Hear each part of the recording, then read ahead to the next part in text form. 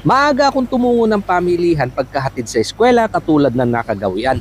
May sadya kasi ako dito para sa aking mukbang kaya aking inikutan. Pero iba ang nagpakita na mas higit pa sa aking inaasahan. Kaya napatigil agad ako ng aking madaanan. Isdang biya na bunog naman sa amin lugar. Nahuhuli sa tubig tabang, nagtatago sa mga batuhan at gadaliri lamang. Pero hindi ko maintindihan bakit ganito kalaki, halos dalag na dito sa Thailand. At sariwa-sariwa, sino ba naman ang hindi matatakam? 2.4 kilos, pero ibibigay ko na sa halagang pang 2 kilo lang. 300 sa kilo kaya 600 na lang, sabi ni Nanang. Wala na tayong dapat pag-usapan, bigkas ko naman. Minsan lang to kaya sabi ko i-plastic mo na at iuuwi ko na lahat yan. Sabay ngiti ni Nanang at nagkaabutan. 9 na piraso sa mahigit 2 kilo panalo to. At pagdating sa bahay habang sariwa agad kong kinaliskisan at sumasagi sa aking isipan ng huli pa itong matikman. Panahong mayaman pa ang ating mga tubigan, malinis at hindi basura ang laman, napabayaan.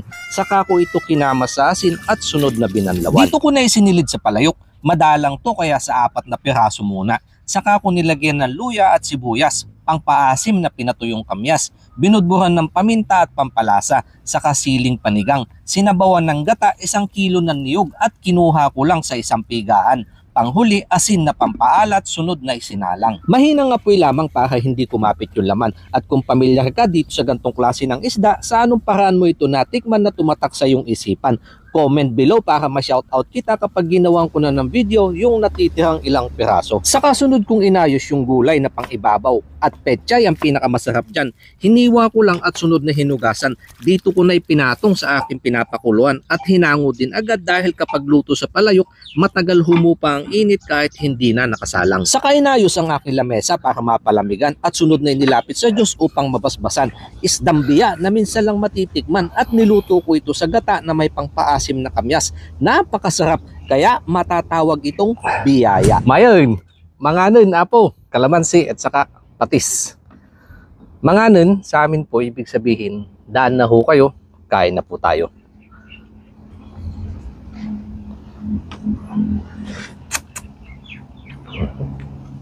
Ang bango. Grabe. At so yung sabaw ho niya, may tamis. Siyempre yung gata kasi puro yung ginamit ko. At saka asim.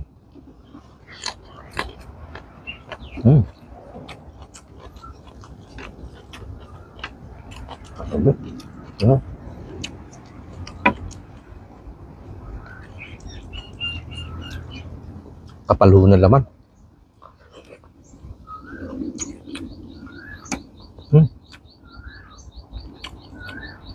Nakatikim ulit ng gantong isda.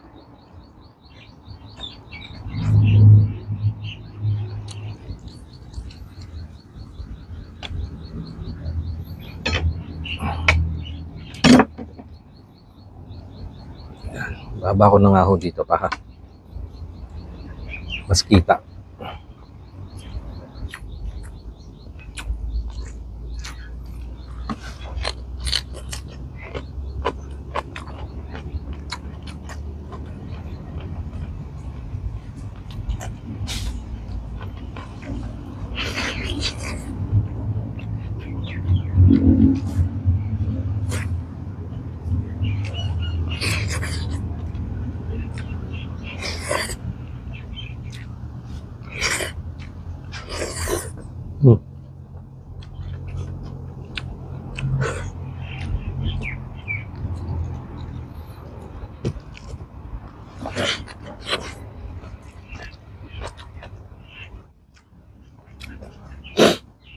Papaluha ako yung usok.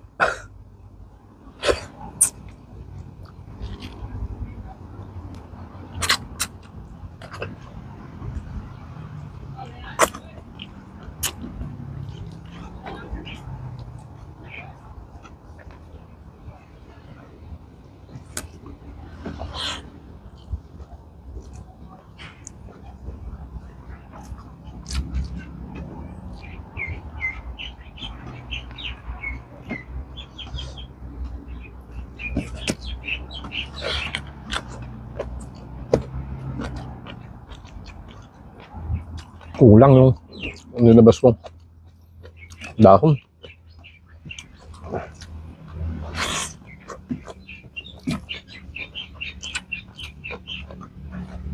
Bagay kay misis saka sa mga bata naman na po yun namin.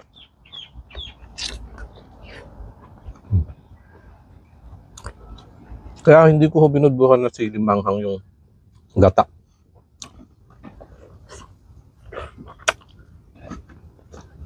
Kasi nga, uulam din ho yan yung mga anak ko.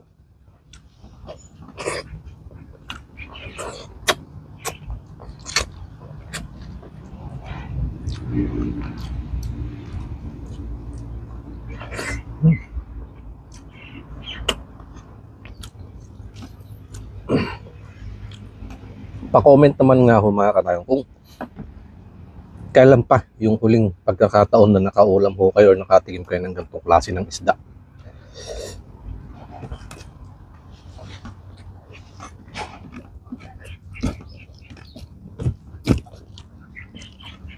Siguro yung mga pati mabubundok na lang, mga talaga malilibdib.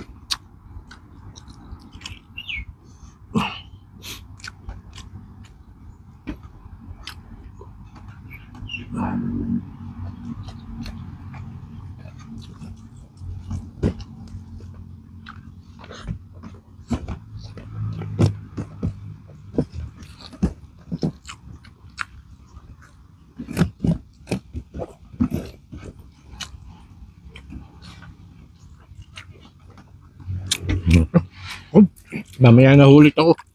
Iinom ng tubig. After 30 minutes.